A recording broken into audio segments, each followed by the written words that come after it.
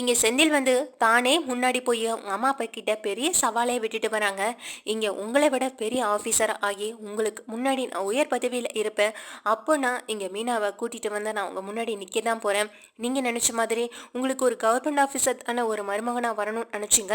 ஆனா உங்களை விடலாம் ஒரு மேல் அதிகாரியா வந்து உங்க முகத்துல நான் கரிய பூசுறனாலன்னு மட்டும் பாருங்கன்ற மாதிரி சொல்லிட்டு நீங்க ஒரு நல்ல மகளை பெத்து வளர்த்து வச்சிருக்கீங்க. ஆனா அது புரியாம நீங்க இப்ப வரைக்கும் மீனா மேல கோவப்படுறது எந்த விதத்துல இங்க நியாயம் இல்ல அப்படின்னு சொல்லி கண்ணா பின்னான்னு பேசிட்டு அங்கிருந்து போறாங்க. இதை வந்து கதிர் வீடியோவை வேற எடுத்து மீனா கிட்ட வந்து வீட்டுல போட்டு வேற காட்டுறாங்க. இதை பார்த்த மீனாவுக்கு ரொம்ப சந்தோஷமாயிடுது. கண்டிப்பா நம்ம நினைச்ச மாதிரி செந்தில் நல்லா படிச்சு ஒரு நல்ல வேலைக்கு போவாருன்ற ஒரு நம்பிக்கையும் தைரியத்திலையும் மீனா இருந்துகிட்டு இருக்காங்க.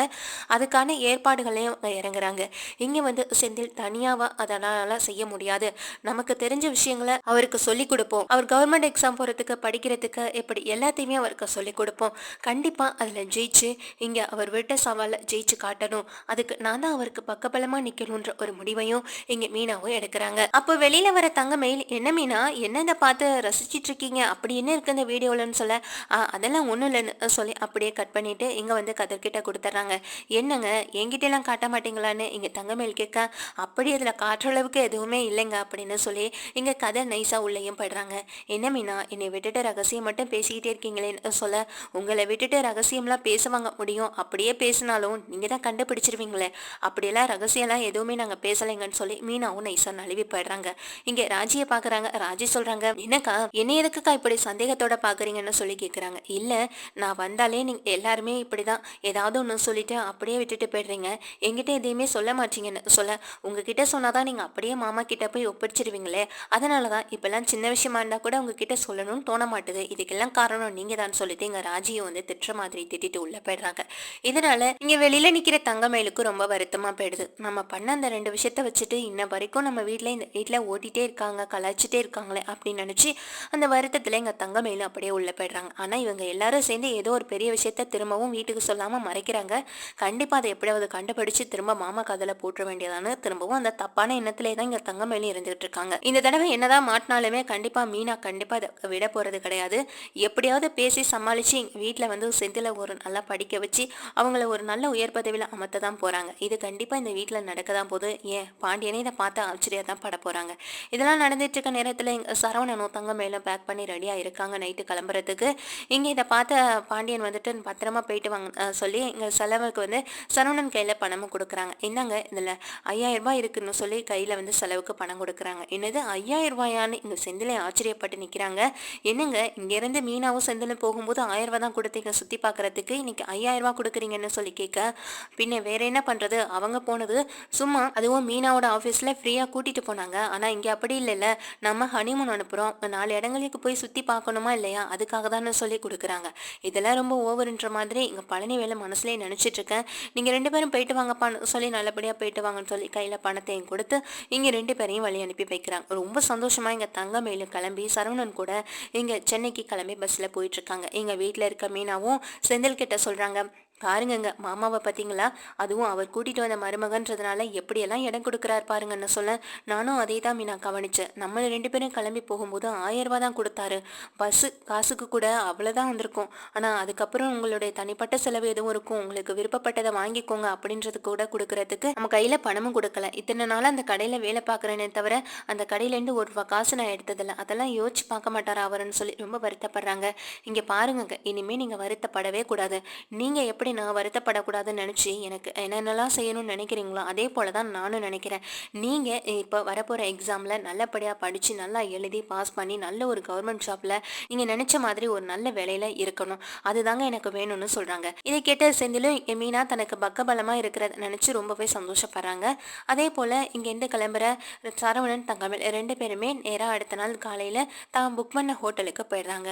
இப்போ இங்கே தங்கமேலுக்கு தான் ரொம்ப பதட்டமாக இருக்குது. இடையில தன்னுடைய அம்மாவுக்கு வேற ஃபோன் பண்ணி விஷயத்தை கேட்டுட்டே இருக்காங்க. அப்போ அவங்க அம்மா பாக்கியா சொல்றாங்க, இங்க பாரு மயிலு, 20,000ன்னு இப்ப சொல்லிடாத, நேரா ஹோட்டலுக்கு போனதுக்கு அப்புறம் அங்கதான் அதை நீ புதுசா தெரிஞ்சுக்கிற மாதிரி கேட்டு தெரிஞ்சுக்கோ, அதுக்கப்புறம் நடக்கிறது என்னன்னு நான் உங்ககிட்ட சொல்றேன், அதுக்கேத்தது போல நடந்துக்கோன்னு சொல்லி எங்க விஷயத்த சொல்லிட்டு போனையும் வச்சிடறாங்க. சரிம்மா, என்னமோ நீ சொல்றதை தான் செய்ய போறேன், ஆனா இங்க மாமா என்கிட்ட கோவப்பட்டார்னா அப்படின்னு சொல்ல, அதெல்லாம் கோவப்பட மாட்டாரு, அந்த மாதிரி நடந்துக்கோ அப்படின்னு சொல்லிட்டு இங்க போனை கட் பண்ணிடுறாங்க. அதுக்கு பிறகு இங்க மயிலும் சரவணனும் நேரா ஹோட்டலுக்கு போறாங்க. ஹோட்டலுக்கு போன கையோட என்ன பண்ணுறாங்கன்னா, இங்கே வந்துட்டு இந்த மாதிரி ரூம் புக் பண்ணியிருக்கோம் சார் அப்படின்னு சொல்கிறாங்க. ஆமாம் சார், ரூம் புக் பண்ணியிருக்கீங்க. எந்த ரூம் என்ன ரூம்னு கேட்குறாங்க. ரூம் டோர் நம்பர் இதெல்லாம் சொல்லிடுறாங்க. சரிங்க சார், நாங்கள் அதான் ரூம் புக் பண்ணிட்டோம்ல, கீ கொடுக்குறீங்களான்னு சொல்லி கேட்குறாங்க. அதுக்கு அங்கே இருக்கிறவங்க சொல்கிறாங்க, எப்படி சார் கீ கொடுக்க முடியும்? நீங்கள் 20,000 இன்னும் பே பண்ணவே இல்லையே. 5,000 அட்வான்ஸ் தானே கொடுத்துருக்கீங்க. 20,000 ரூம் ரெண்ட் கொடுத்தா தானே நாங்கள் உங்களுக்கு அலோவ் பண்ண முடியும்னு சொல்கிறாங்க. என்ன சொல்கிறீங்க? 20,000மா? என்ன மெயில்? 5,000 தான் சொன்னேன். எல்லா செலவுக்கும் 5,000த்துக்குள்ளே அடங்கிரும்னு சொல்லி தானே நீ ரூம் புக் பண்ண. சரியாக தானே பார்த்தேன்னு சொல்கிறாங்க. ஆமாங்க, நான் சரியாக தான் பார்த்தேன். 5,000 தான் போட்டிருந்துச்சுன்னு சொல்கிறாங்க. இதை கேட்டால் ரூம் புக் பண்ண அதாவது அந்த ஹோட்டல் ஓனராக சொல்கிறாங்க, இல்லை மேடம், நீங்கள் சரியாக கவனிச்சிருக்க மாட்டீங்க. 5,000ன்றது அட்வான்ஸ் தான். அது போக 20,000 நாங்கள் அந்த ரூம்க்கான ரெண்டுன்னு சொல்லி தனியாக போட்டிருப்போம். நீங்கள் சரியாக கவனிச்சிங்களா இல்லையான்னு சொல்லி கேட்குறாங்க. நாங்கள் என்ன பொய்யா சார் சொல்கிறோம்? 5,000 தான் சார் போட்டிருந்துச்சு அப்படின்னு இங்கே அடித்து பேசுகிறாங்க தங்கமேலும். இதை பார்த்துட்டு இருந்த சரவணன், இப்போ அதெல்லாம் விடு, இப்போ 5,000ன்னு சொல்லி ரூமை புக் பண்ணியாச்சு. இப்போ இங்கே வந்தால் 20,000ன்னு சொல்கிறாங்க. இந்த மாதிரி பல ஹோட்டலில் நடந்து கேள்விப்பட்டிருக்கேன்.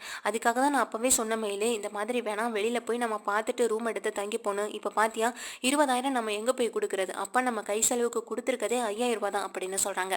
இதை கேட்ட எங்கள் மயில் வந்துட்டு, என்னங்க இப்போ என்ன பண்ணுறது அப்படின்ற மாதிரி நின்று பேசிகிட்டு இருக்காங்க. எப்படியாவது மாமா கிட்ட ஃபோன் பண்ணி கேட்டிங்கன்னா அவர் கண்டிப்பாக பே பண்ணிடுவார். நம்ம இதே ஹோட்டலில் தங்கிடலாங்க, பார்க்க வேறு ரொம்ப நல்லா இருக்குது. இதை விட்டுட்டு வெளியில் போனோன்னா இந்த டைமில் நம்ம எங்கெங்க ரூம் கேட்குறது அப்படின்னு சொல்கிறாங்க. இதை கேட்ட எங்கள் சரவணன், அப்பாவே செலவுக்கு 5,000 தான் கொடுத்துருக்காரு. இதை தாண்டி அவருக்கு வேறு எந்த செலவும் வைக்கக்கூடாதுன்னு நினச்சோம். இப்போ என்னடானா 20,000 பணத்தை போய் கேளுங்கிற அப்படின்னு சொல்கிறாங்க. ஏங்க, இத்தனை வருஷமாக வேலை பார்த்துட்டு இருக்கீங்க, அந்த வேலை பார்க்குற பணத்தை எல்லாம் வீட்டில் தானே கொடுத்துட்ருக்கீங்க. அதில் ஒரு 20,000 பணம் கூட இருக்காதா? நம்மளுக்காக இதை கூட செய்ய மாட்டார். அதெல்லாம் மாமா நான் கேட்டால் பண்ணுவார் அப்படின்னு சொல்கிறாங்க. இதை கேட்ட சரவணனும் வந்துட்டு யோசிக்கிறாங்க. வேறு வழியில் நம்ம இந்த டைமில் தங்கமயில கூட்டிகிட்டு எங்கே போகிறது? காலையில் விடிகிற டைமாக இருக்குது, இப்போ இருட்டியும் இருக்குது, விடிஞ்சா கூட நம்ம வேற எங்கேயாவது ரூம் தேடலாம் அப்படின்னு நினச்சிட்டு என்ன பண்ணுறாங்கன்னா, சரவணன் உடனே தன்னுடைய அப்பாவுக்கு கால் பண்ணுறாங்க. ஏன்னா இந்த டைமில் ஃபோன் வருதுன்னு உடனே கோமதி கால் அட்டன் பண்ணுறாங்க. அப்பா இல்லையாமான்னு கேட்குறாங்க. என்னடா என்னாச்சுன்னு கேட்குறாங்க. ஒரு நிமிஷம் அப்பாட்ட கொடுமான்னு சொல்கிறாங்க. உடனே அவசரப்பட்டு இங்கே வந்து கோமதியை என்ன பண்ணுறாங்கன்னா, சரவணன் சொன்னதுனால கோமதியும் உடனே ஃபோனை எடுத்து இங்கே பாண்டியன்கிட்ட கொடுக்குறாங்க. பாண்டியன் கிட்ட சொல்கிறாங்க, இது மாதிரி 20,000 சொல்கிறாங்கப்பா, 5,000ன்றது அட்வான்ஸான்னு சொன்ன உடனே இங்கே பயங்கர அதிர்ச்சி ஆகுறாங்க. என்னடா சொல்கிற, 20,000மானு ரொம்ப அதிர்ச்சியில் அப்படியே கிளம்பி நிற்கிறாங்க தூக்கத்திலேயே. இதை பார்த்துட்டு இருந்த கோமதியும் அதிர்ச்சியில், என்னங்க என்னாச்சு என்னாச்சுன்னு கேட்டுக்கிட்டே இருக்காங்க. இரு கோமதி அப்படின்னு சொல்லிட்டு, எங்கடா 20,000ன்னு சொல்கிறேன், அந்த ரூமுக்கு போய் 20,000மா? அதுவும் 3-4 நாளைக்கு தங்குறதுக்கு 20,000 ரூபாயா அப்படின்னு கேட்குறாங்க.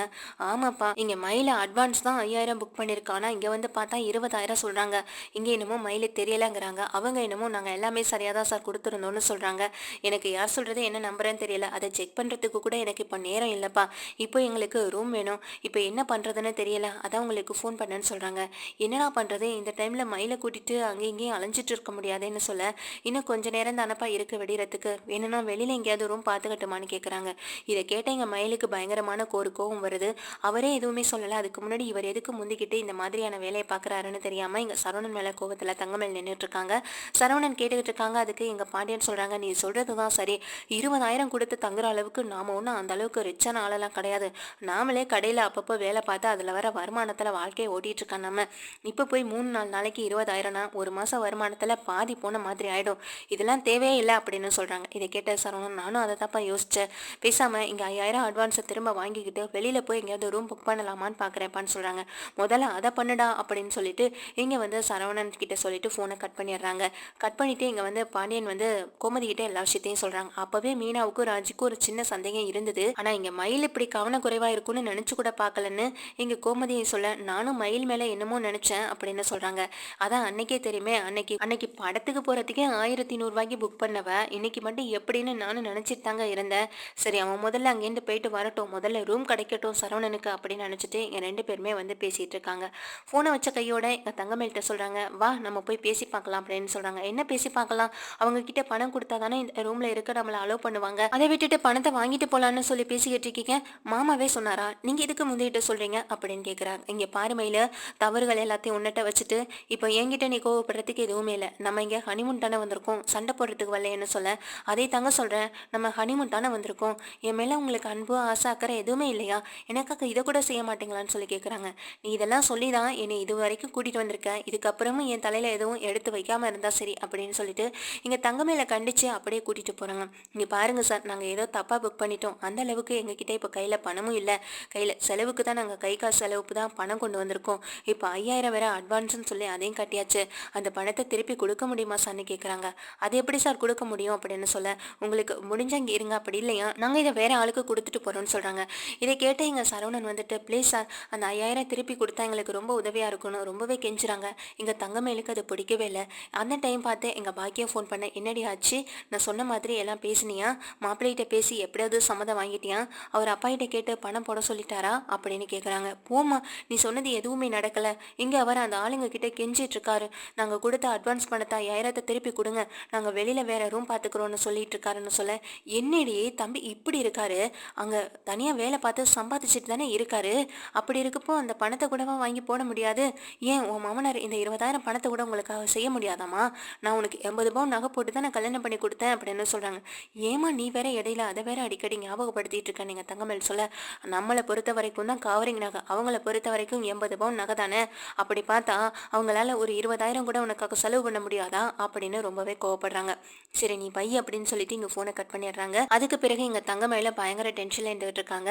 அப்போது சரவணன் சொல்கிறாங்க, சரி வா மயிலு, ஒரு வழியாக பேசி நான் எப்படியும் இந்த பணத்தை வாங்கிக்கிட்டேன், இப்போ நம்ம வேற எங்கேயாவது தேடி போகலான்னு சொல்ல, இன்னும் கொஞ்ச நேரத்தில் விடிஞ்சிரும், அதுக்கிடையில் நம்ம ஆட்டோ எடுத்துகிட்டு போவோம்னு சொல்லிட்டு இங்கேருந்து ஒரு ஆட்டோ எடுத்துகிட்டு தேடுறாங்க.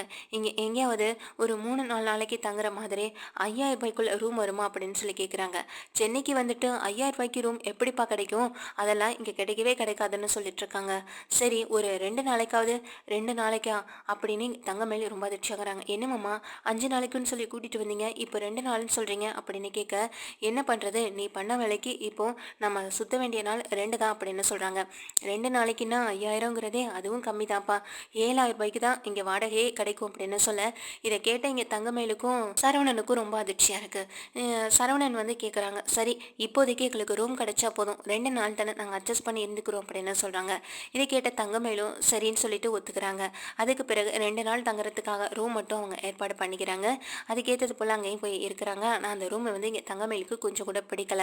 கொஞ்ச நேரத்தில் இங்கே திரும்பவும் பாக்கியம் ஃபோன் பண்ணுறாங்க. என்னடி ரூம் கிடச்சிருச்சா, நல்ல ரூமாக பார்த்துட்டிங்களா அப்படின்னு கேட்குறாங்க. அட பூமா, நான் நினச்ச மாதிரி எதுவுமே நடக்க மாட்டுது, இங்கே எனக்கு ரொம்ப மோசமாக இருக்குமா இந்த ரூமு, நான் பார்த்து வச்சிருந்த ரூமை விட ரொம்ப ரொம்ப ரொம்ப மோசமாக இருக்குது, என்னால் இங்கே ஒரு நாள் கூட இருக்க முடியாது, அதுலேயும் 2 நாள் தான், இப்போ டூர் பிளானே 2 நாள் தான் ஆயிடுச்சு, கையில் இந்த காசெல்லாம் இங்கே ரூமுக்கே போயிடுச்சுமா, இப்போ என்ன பண்ணுறதுன்னு தெரியல, வெளியில் போய் சுற்றுறனா கூட கையில் காசும் இல்லை, கழுத்தில் கிடக்கிற நகை அடை வைக்கலான்னு பார்த்தா கழுத்தில் நகையும் இல்லை, இப்போ என்ன பண்ணுறதுனே புரியலைன்னு சொல்லி ரொம்ப டென்ஷனாக பேசுகிறாங்க. சரி நீ வை ஃபோனுன்னு சொல்லிட்டு என்ன பண்ணுறாங்கன்னா கோமதி ரொம்ப ஒரு கடுப்பில் டென்ஷனில் இங்கேருந்து நேராக கிளம்பி பாண்டியன் வீட்டுக்கே போயிடுறாங்க.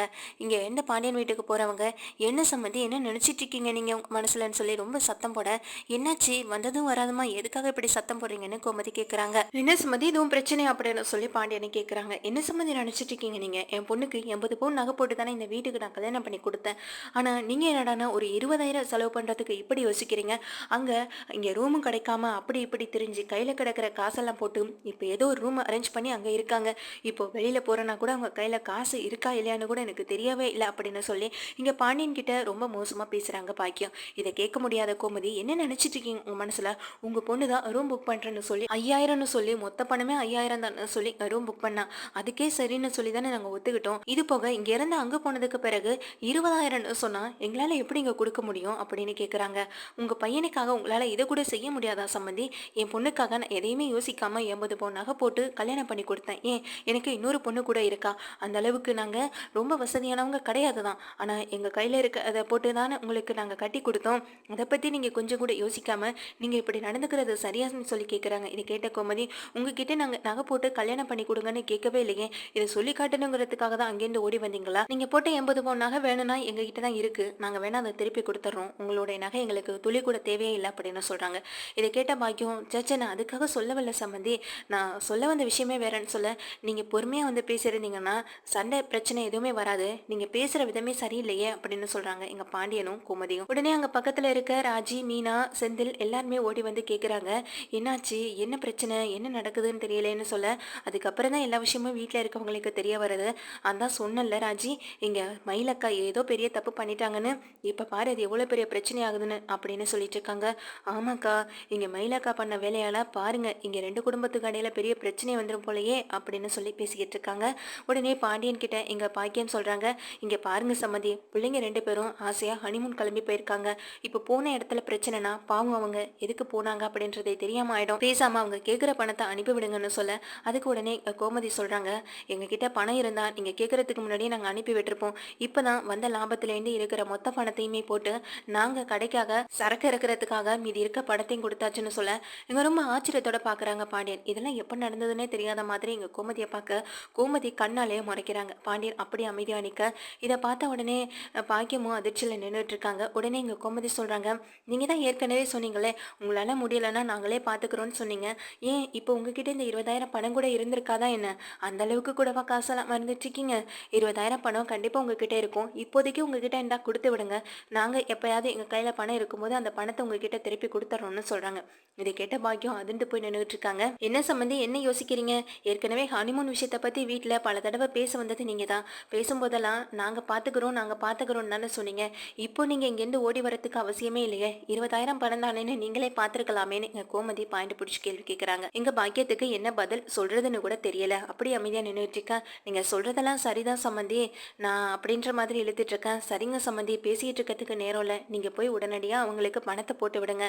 எங்க கைக்கு சரக்கு இறக்குனதுக்கு பிறகு கையில பணம் வந்துச்சுன்னா அந்த பணத்தை நாங்க உங்களுக்கு போட்டு விட்டுறோம், சரியா அப்படின்னு சொல்றாங்க. இதை கேட்ட பாக்கியத்துக்கு இவங்க கிட்ட இனிமே பேசி ஒரு யூஸும் இல்லை. நம்ம பேச வந்ததை இவங்க நம்மளை மடக்கி திரும்ப கேள்வி கேட்கறாங்க. இதுக்கப்புறம் இவங்க கிட்ட என்னத்தை பேசுறதுன்னு தெரியாம பாக்கியம் அங்க என்ன நழுவ ஆரம்பிக்கிறாங்க. பாண்டியனை இதை கவனிக்கிறாங்க.